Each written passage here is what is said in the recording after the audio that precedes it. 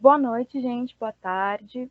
Sejam Boa todos tarde. bem-vindos ao ciclo de palestras e pichações no espaço urbano.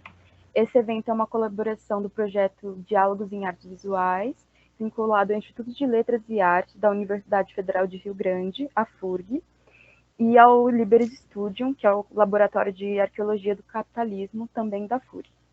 Meu nome é Indara, eu sou do terceiro ano de Arqueologia, e o nosso convidado de hoje é o Dr. Sérgio Franco. Ele possui doutorado em Sociologia pela USP, mestrado na Faculdade de Arquitetura e Urbanismo também da USP, e ele está pesquisando na área de projetos de espaço e cultura. Ele pesquisa grafite, pichações e sua relação com as artes visuais.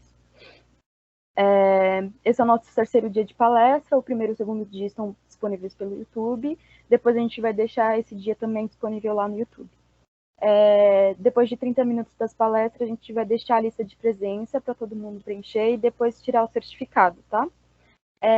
Em decorrer da palestra, vocês podem fazer as perguntas aqui no chat e no final da palestra a gente vai fazendo as perguntas para o Dr. Sérgio. O doutor, eu não estou muito acostumado. Tá bom. Pode falar, Sérgio, tá indo bem. Eu vou começar a compartilhar a tela para colocar os seus slides, tá bom? Tá bom. Tudo certo, gente? Estão vendo? Porque eu não consigo mais ver vocês. Aí, tô vendo. Tá bom. Essa imagem eu coloquei porque é a imagem da metrópole, que não cabe no olho, né? Foi uma imagem que eu coloquei como foto na exposição que eu fiz em Paris para mostrar o que era pichação, que eu tinha que falar o suporte da coisa. E o suporte é esse, a cidade desse tamanho, gigante. E na memória do artista e de um cara que chama Argan, Júlio Carlos Argan, que foi prefeito de Roma. Ele também é um historiador da arte. Ele tem um monte de livro. Um deles fala da história da arte como história da cidade, particularmente pelo lugar que ele governou, né? Que Roma foi a primeira metrópole antes da Idade Média, que tinha 1 milhão de habitantes. E aí, nessa época, é uma época muito difícil de retornar, particularmente porque a vida se transforma, inclusive a nossa. E a dinâmica é tão veloz que ela fica vertiginosa, que é uma acepção da idade moderna. Velocidade vertiginosa. Essa é uma acepção característica da idade moderna que a gente vive. E essa foto é um pouco dela, pelo tamanho. E também porque o início da cidade foi o início da pichação, porque o lugar mais antigo era um lugar que chama Ladeira da Memória, que é o lugar mais antigo de São Paulo, do século XVI, porque daí era o lugar que tinha água para o cavalo beber antes da saída dos bandeirantes, para ver a importância. Que o pichador ele estava num lugar que foi o início da raiz da metrópole. por mais que hoje não more na cidade, no local de origem, que é muito cara, porque perto da ladeira na memória não é o preço acessível na moradia, mas o pichador, conhecendo a cidade inteira, precisa ficar geralmente num lugar que serve como posição inicial da caminhada, do rolê, né? E o primeiro rolê começou no mesmo lugar que era o rolê do Bandeirante na cidade de São Paulo, que acabou virando e no Brasil, que é o país com essa dimensão, que inclusive ele saiu de lá para ir para o Rio Grande do Sul e também para o Mato Grosso. É coisa que pichador tem. Memória do lugar que marcou o início da cidade. E é isso.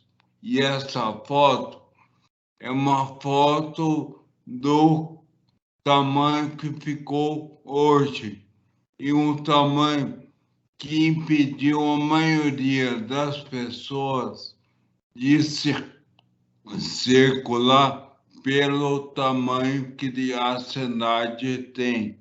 Então, ser pichador é, antes de tudo, uma aventura corajosa na metrópole, porque ser um jovem de origem periférica, pobre, ele é um jovem que vive inúmeras vulnerabilidades. Vulnerabilidade com a saúde, vulnerabilidade com a polícia, que age com ele como se ele fosse bandido, e também um caminho na pichação, particularmente em São Paulo, de marcar um território com a imagem dele, que é o picho de um grupo que ele carrega e que carrega a identidade dele. E em São Paulo é muito forte. Isso, particularmente, é importante quando você vive inúmeras vulnerabilidades que um jovem de periferia tem como coisa natural sem ser, né? Porque naturalmente ele teria que ter um acesso à educação, um acesso à saúde que ele não tem e também a uma vida mais perene, né? Que não é pelas vulnerabilidades que ele corre e aí torna a vida na metrópole com um risco maior que para outro jovem de uma classe econômica maior, que vai ter uma polícia sem um olhar de punição que geralmente ocorre e uma saúde mais portentosa do que a dele, porque se é de uma classe social maior, vai ter acesso melhor para a saúde. É isso. E a saúde, estamos vendo agora, onde que é a vulnerabilidade maior? É periférica, que é o que a gente vê na cidade, onde tem mais casos de Covid com morte, periferia. Tanto é que o primeiro caso de Covid não foi de morte, que foi de um adulto que trabalhava numa empresa italiana e ele mesmo, um viajante recorrente da Europa. E aí ele chegou aqui doente, foi para o Einstein. E o Einstein tem um hospital famoso, como de elite, tem condições de atender melhor do que se ele fosse uma pessoa da periferia que ia ser obrigada a acionar um sistema de saúde mais precário, que é o caso que o pichador vive. Mas pode passar para a próxima imagem. Esse é um grafiteiro que chama Stay High 149, 149, que dá aqui para ver que é o começo do grafite em Nova York, porque ele era uma identidade do bairro que ele vivia, diferente de hoje, que hoje o grupo não é só um bairro, hoje um grupo é independente do bairro, pode ser vários. Pode passar para o próximo. E a cor dele também é interessante, que ele é negro, que caracteriza que a periferia também lá em Nova York é igual neste assunto, que significa é pobre, imigrante, ele vai viver situação precária na metrópole. E aqui é o primeiro lugar que dá para a gente ver se tivesse aqui uma questão arqueológica de identidade do século XVI, quando surgiu o nome esgrafito, que era uma gravura na parede. E aí eu queria sugerir que todo mundo, em outro momento, pudesse ver um filme, filme não, uma série de streaming que chama Império Romano. Nela tem a pichação, que é o esgrafito na palavra daquele tempo. Que naquele tempo, como é em Nova York, década de 70, todo mundo podia colocar uma gravura na cidade para se indignar com o governo, com o poder, seja ele imperador ou o papa, como ficou no caminho.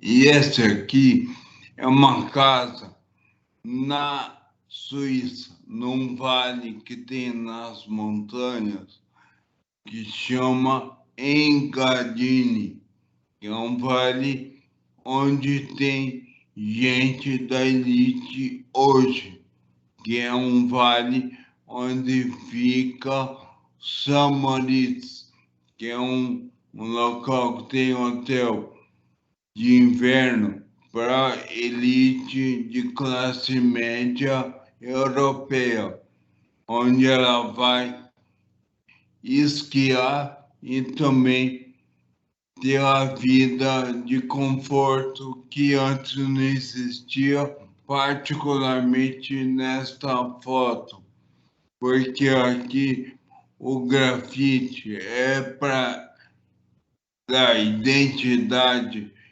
para uma família, não é uma pessoa, como é na pichação. Não é uma pessoa, é uma identidade coletiva de uma família de amigos que vive na vulnerabilidade e pode superá-la com o apoio dos amigos. Pode colocar a próxima imagem. Mas essa precariedade não é muito evidente olhando com o olho de hoje, né? Olha o Vale da Engadina. Quem não queria morar? Um lugar lindo, um rio, um lugar cheio de montanha. E aí penso, pichador antigamente tinha uma vida melhor. É isso. Quando a gente olha esse vale, dá para fazer uma aproximação da condição humana antes e agora, e uma identidade parecida com a questão formal da pichação, porque a pichação da casa e desse vale é igual à pichação hoje para um jovem que mora na periferia. E aí é isso. Aí o próximo imagem. Aí é uma outra questão. Essa imagem é uma imagem do Davi, que foi a estátua de 4 metros e mais que o Michelangelo realizou em Florença. Só que ele conseguiu realizar por uma disputa acirrada no campo da arte entre ele, que era escultor, e o Michelangelo, que era tido como pintor de tela, de quadro. E aí o Michelangelo, depois de ganhar do Leonardo da Vinci, ele conseguiu pegar um mármore de Carrara de um tamanho que revolucionou a escultura nesta estátua. E a revolução foi porque, em vez de colocar, ele retirou o mármore. Ele foi lá e fez a escultura como um ato mental de ver a imagem antes de mexer na pedra. Ele viu essa pedra sem as coisas que ele ia tirar para virar o Davi. E o Davi aqui, todo mundo olha e fala: esse Davi era grego ou era judeu? Na estátua, ele era grego. Na vida real, o Davi era judeu morando perto de Jerusalém, em Israel, que era Oriente Médio. E também, na época, ele venceu o Golias com uma funda, que é um estilingue da época, que também hoje não daria para matar ninguém, porque era uma técnica que já não existe mais, particularmente porque a violência ela prospera, particularmente na época do Michelangelo e do Leonardo. nessa época, o Leonardo era visto como o melhor para quem queria fazer a guerra. E o Michelangelo foi o melhor para fazer arte, porque fazer arte não era uma questão de violência, mas no meio da arte, como no meio da guerra, se consegue a unidade por meio da luta. É uma coisa que foi desenvolvida pelo teórico que eu usei, que é um teórico francês, que chama Bourdieu, que era o orientador que me orientou. Então eu acabei absorvendo a teoria dele, que era uma teoria que foi produzida inicialmente por Flaubert, porque Flaubert era escritor e no meio acadêmico trabalhar com um escritor é mais fácil do que com um pichador, embora o primeiro grafiteiro era tido como writer ou um escritor também. E aí eu trouxe a estátua não para dizer que é melhor que o Leonardo, porque eu não vivi na época, não teria esses critérios que foram utilizados para dizer que ninguém era melhor que o outro, e só ficou a análise da beleza ao longo do tempo, que é o que eu faço. Que o que ficou para mim é o Davi, que ficou genial. Inclusive, o próprio artista Michelangelo demorou 2 anos para fazer e também quis colocar como uma coisa genial que o humano como eu, como qualquer um, não poderia fazer.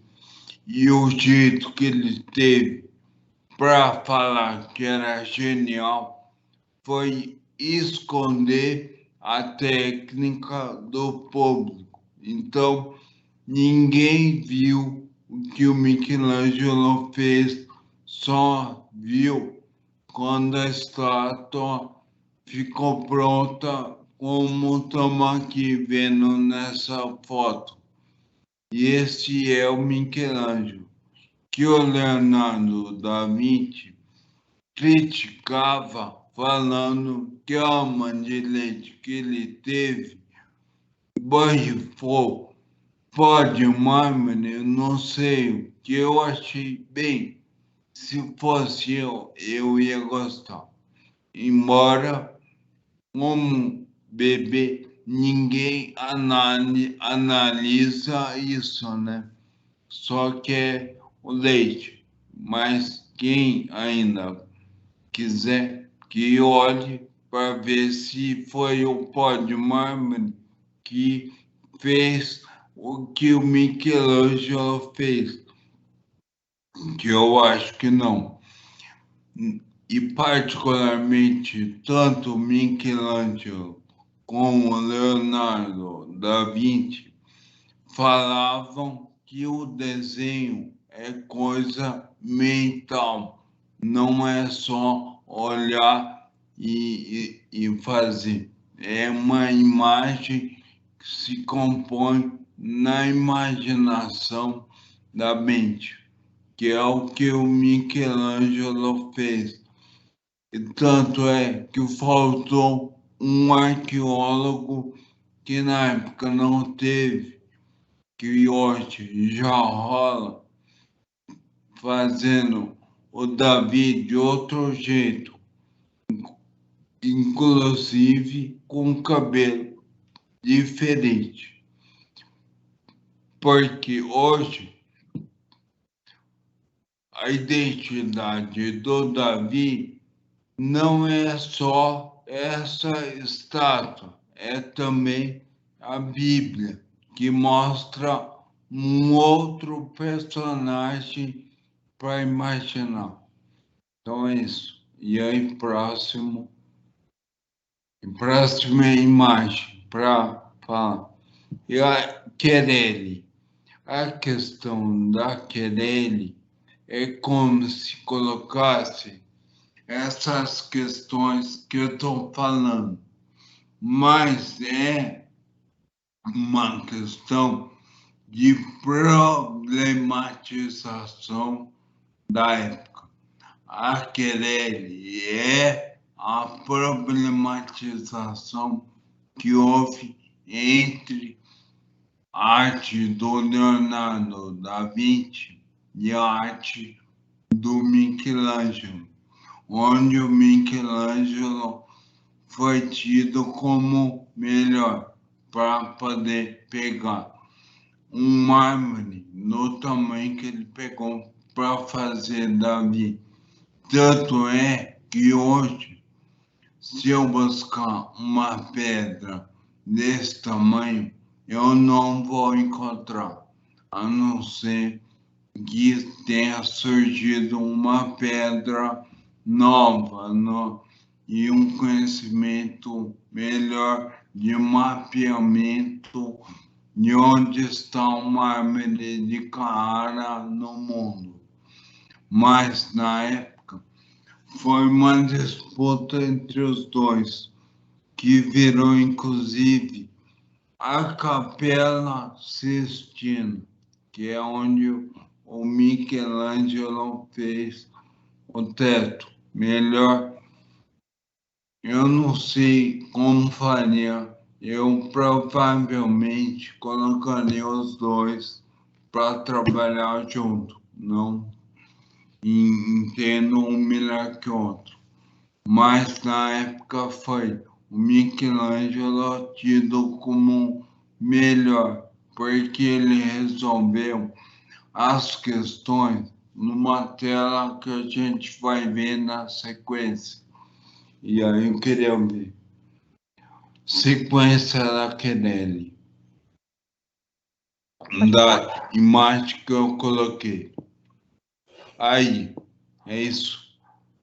Essa era a questão da época. Quem era melhor? A batalha de Anghiari que o Leonardo da Vinci fez ou a próxima? Pode colocar? Que é o Michelangelo. Qual é o melhor? Eu não tenho condições de analisar que um é melhor que o outro. Eu falaria, os dois são tão bons que eu não tenho sequer critério para diferença que eu estou vendo. Aqui eu vejo outra batalha. E tanto uma como outra que o Leonardo fez foram destruídas, porque o poder não analisa critério artístico. Tanto é que a gente tá mal pelo Bolsonaro que tá aí fazendo o que quer, né? Cortando cultura, arte, que daria um outro olhar para o mundo que a gente vive. Mas na época, como era uma época do condottieri, ou seja, o comandante do soldado da época era mais importante que qualquer definição ou critério político. Tanto é que na época haviam duas figuras importantes, tanto o artista, que foi Michelangelo, quanto o Maquiavel, e é um teórico da política, que foi o que ficou para a gente ver como análise daquele período, onde a principal questão que ficou para o poder na época foi o que fazer para ganhar entre a Catina e a Anghiari. O que teve foi destruir tanto o Michelangelo como o Leonardo da Vinci, mas a influência dos dois como artistas foi tão grande que todo mundo foi lá para copiar o desenho. E aí, o que eu estou mostrando aqui é uma cópia. Se a cópia é tão boa para mim, quanto mais o original, que é o que aconteceu, né? Como só tinha condottieri, ou seja, polícia, PM, soldado, os dois destruíram e não ficou nada para a gente ver. Mas o Condottieri não ganhou da influência que o artista teve, ao ponto da gente estar vendo que ficou de uma cópia de alguém que gostou muito do que viu. É isso. Próximo para a gente falar. Próxima imagem, que é uma imagem que eu trouxe de Judite e Holofernes, que foi o que eu usei para falar do pichador, porque a Judite, sendo uma mulher, eu achei que foi muito relevante para falar no que foi hoje, porque a melhor pichação em São Paulo foi feita por uma mulher, mas como Judite estava defendendo uma imagem da coletividade. A maior pichadora chama Liz, que é uma mulher que eu não sei onde está hoje, mas o que ela fez eu coloquei no doutorado para todo mundo ver, né? Para ter um registro que está lá no doutorado que fala de pichação. E aí, a próxima imagem, que aí está a Janite. Ela cortou o pescoço do Holofernes, que era um comandante de um outro rei que tinha na época, que era um rei que chamava o nome que está na Bíblia, que era um rei que estava se opondo ao monoteísmo que o Davi possuía na religião que ele praticou. O rei que aqui o Holofernes defende queria destruir o judeu e a Judite foi lá para defender a cultura judaica na época. E aí, primeiro, ela seduziu o Holofernes e depois cortou a cabeça. Mas no tempo do pintor que foi Caravaggio, o que teve foi um cara que estava estuprando a filha, e aí a filha resolveu matar o pai, fazer um parricídio. E quando ela matou o pai, o Caravaggio foi obrigado, pelo trabalho que ele tinha, de acompanhar a execução. E aí, quando ele acompanhou, ele trocou quem matou em quem viveu. Porque a Judite aqui era um modelo que ele queria promover na época, colocando uma mulher em vez da mulher que matou o pai e foi decapitada como ela fez nessa foto. E ninguém na época gostou do quadro, porque todo mundo na época concordava com a,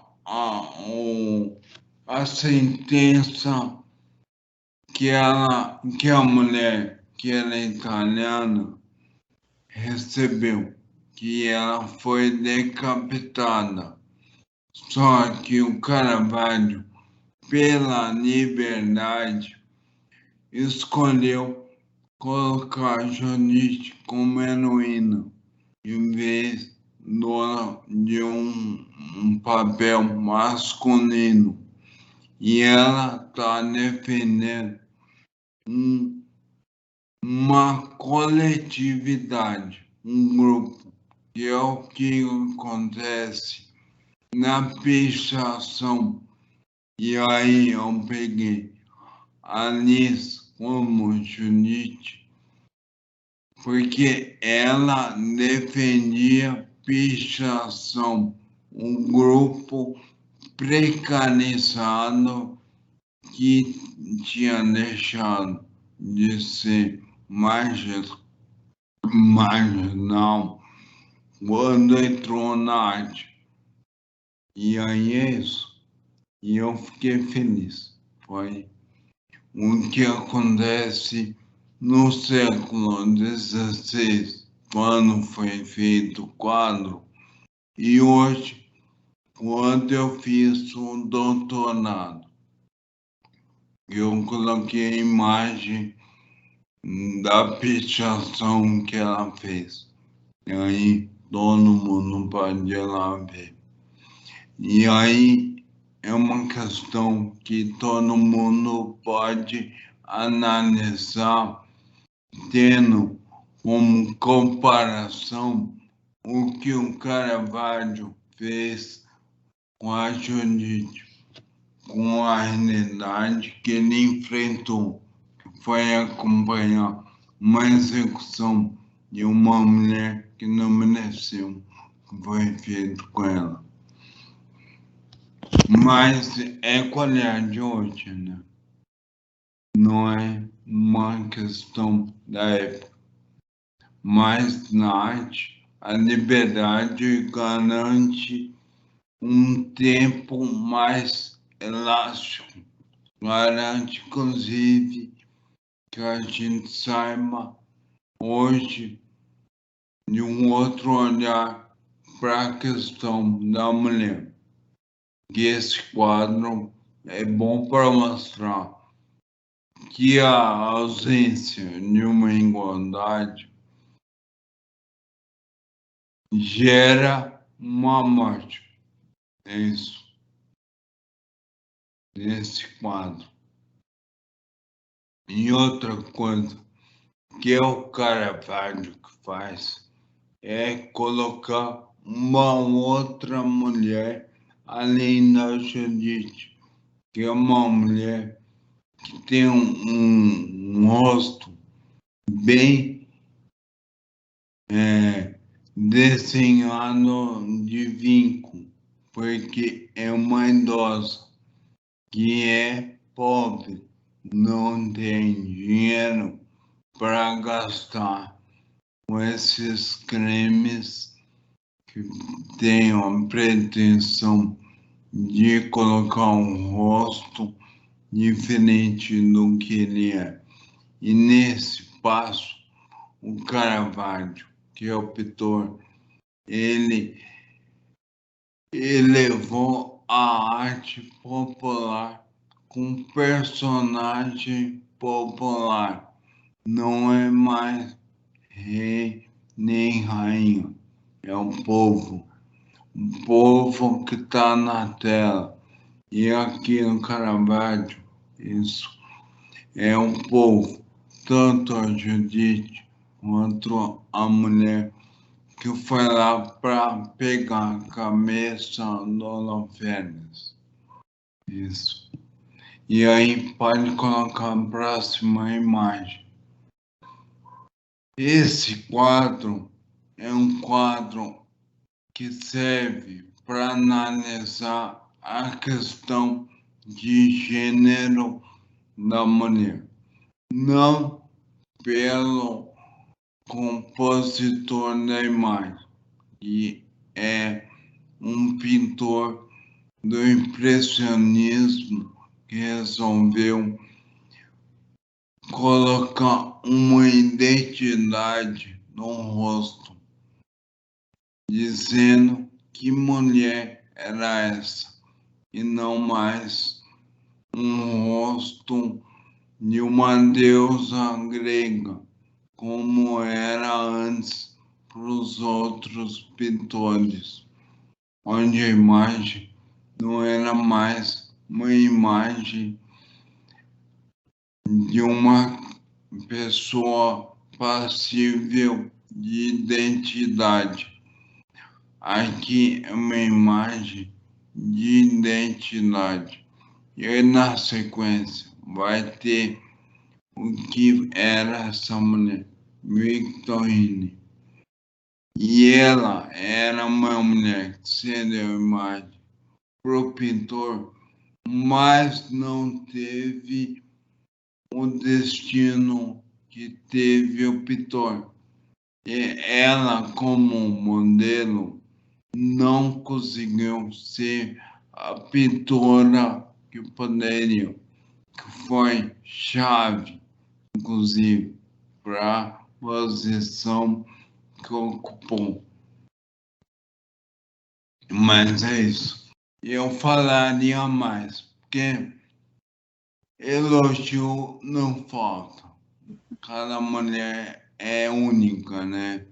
Cheia de potencialidade para elogiar. E a próxima imagem. Essa imagem eu acho importante colocar porque é uma imagem que ninguém fala de grafite, que é a imagem inicial no grafiteiro, que é uma imagem de um soldado na guerra do Vietnã, que era quem vivia em Nova York e era pobre, acabava acontecendo, que era ir para o confronto de uma batalha que não era dele, e morria, e a comunidade fazia uma imagem do rapaz, como aqui, é com o nome Hip, Rest in Peace, fique em paz. Com a guerra no Vietnã é difícil, mas foi o caso. E o esquecimento que também não existe mais para a gente falar, mas o grafite nova-iorquino veio de uma tentativa daquela população de deixar uma imagem do jovem que morreu na batalha que não era dele. E o artista vai lá para deixar a imagem fixa na parede, que é um grafite. E é um grafite original da época, na Guerra do Vietnã. Manda o próximo. Essa era a imagem que um americano tinha da mulher. Como a gente pode ver, é uma imagem onde a mulher é detentora de um perigo, de uma cobra demoníaca. Embora eu identifique um demônio que só apareceu como cobra na Idade Média da Igreja Católica. Mas é isso. A próxima imagem. Aí o metrô de Nova York. Esse aqui é outro grafiteiro, Coco 144, que é o local que ele morou. E na cabeça tinha uma coroa, porque só os grandes grafiteiros ganhavam coroa. Era um king que eles chamam. O King Coco 144. Mas hoje em dia, quem é King é pichador. Porque São Paulo, quem tem a escala na metrópole que vê na foto inicial, não é grafiteiro, é pichador. E é um próxima imagem. Aí é um cara, Richard Sennett, que fala que o grafiteiro fazia arte onde não podia e pintava em cima o outro. Agora, pintar em cima do outro, quem fez foi pichador em Berlim e não Nova York. O próximo. Aí é a polícia reprimindo um grafiteiro original que fazia desenho no metrô, porque o metrô era um lugar que todo mundo passava. Era a internet e rede social da época. O principal local de visibilidade era um metrô, e não é em São Paulo, porque visibilidade no metrô acarreta morte, a repressão de quem faz é muito violenta. E isso aqui é fichinha para o pichador hoje em dia. Mas pode colocar a próxima imagem. Aqui a identidade de Nova York na época, ela é bem diversa, parecida com o pichador hoje. A diversidade não é mais tão vasta em outro grupo social. Próxima imagem. O metrô. Aqui é um artista que chama Keith Haring, que é um artista que começou a frequentar o metrô pela influência no grafiteiro, mas ele não veio da periferia. Ele fazia desenho com X como esse, e ele morreu de AIDS. Outro artista, não é um perfil no periférico. Ele não estava na arte da periferia na época. Ele era um artista da faculdade. Isso. É um artista não vulnerável. Não vou dizer que era rico, mas posso dizer que não era vulnerável como pichador grafiteiro. Pichador de hoje, grafiteiro de hoje, que não é um grafiteiro na época do Keith Haring. E pode colocar o próximo. Keith Haring de novo. E pode vir ao próximo.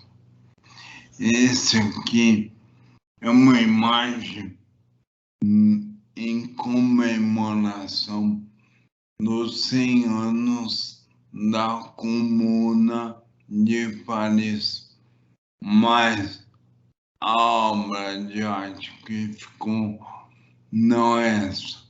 A obra de arte que ficou é uma fotografia que está no doutorado que eu fiz. Aí quem quiser ver a foto que é melhor. E essa foto é para lembrar que além dessas imagens do passado da França, essa era uma imagem dos anos 70, que era a época do grafite de Nova York. Eu passo. Tá. Esse é um outro artista fotógrafo que trabalhou com a palavra grafite, que é um braçai.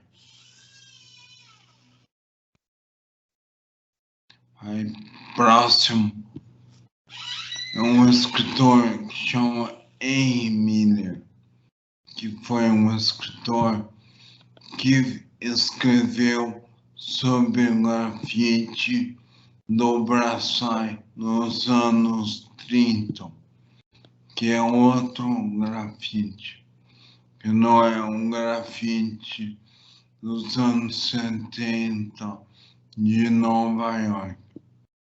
Próximo. É um braçai de novo. Próximo.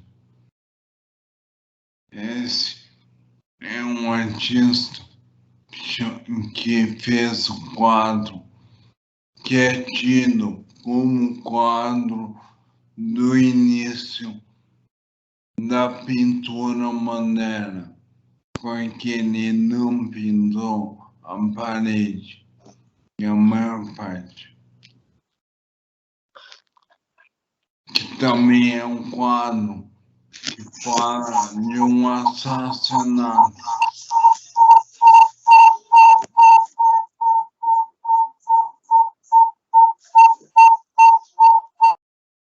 Que é o quadro da morte numa próximo.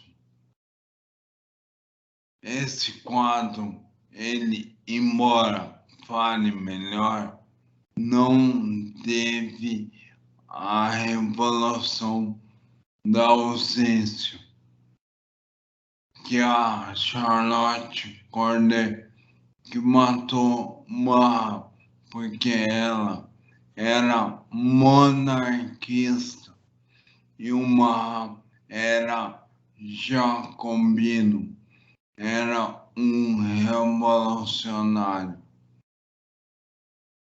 que adorava o povo.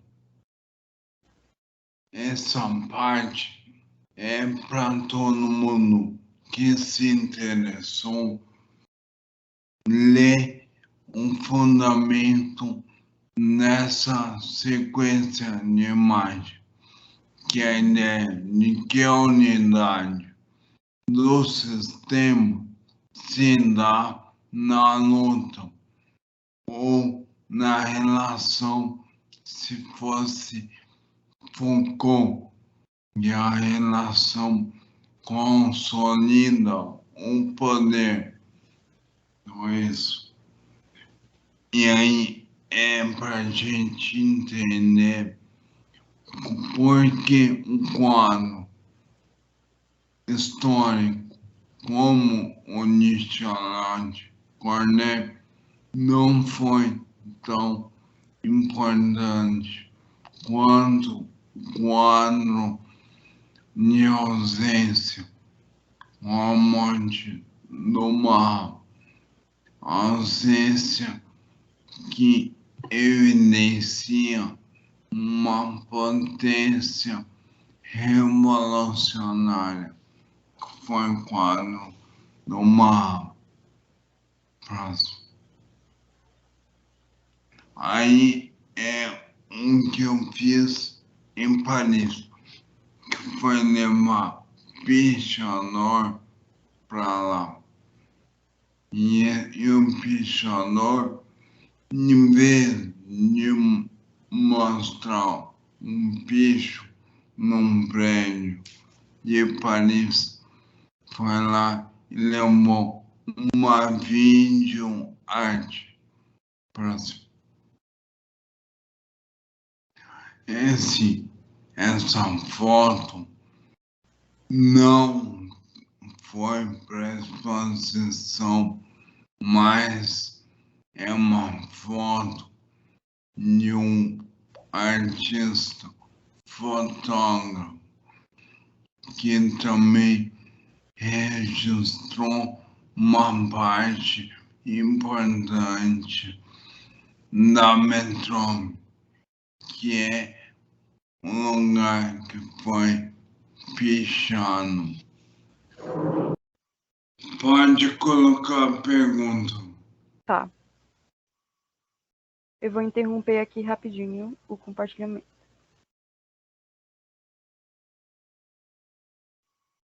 Alguém tem alguma pergunta para o Sérgio? Pode fazer pelos comentários e eu falo aqui para ele. Maravilha.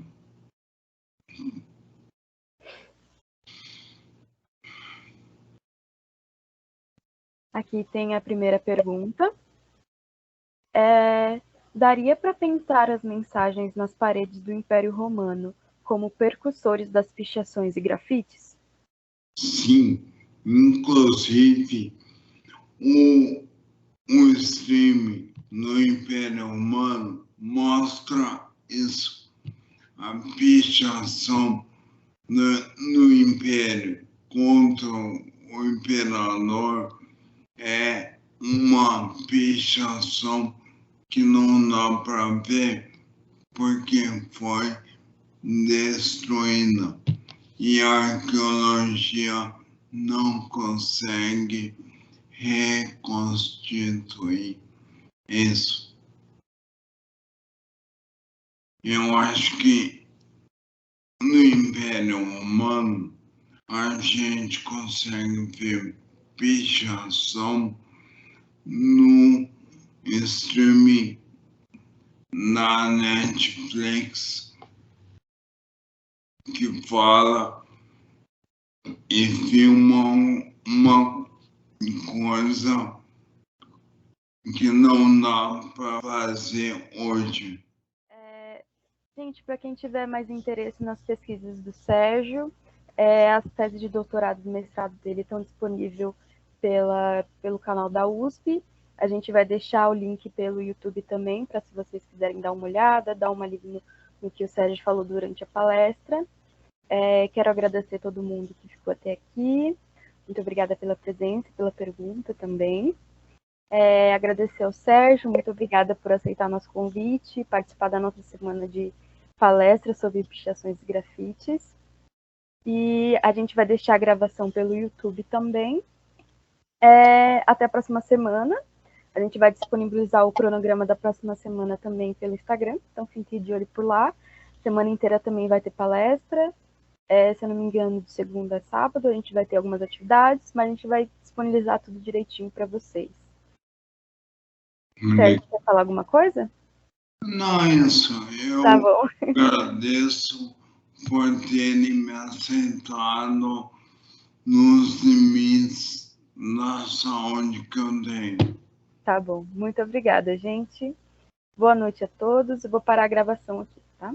Tá. Obrigado.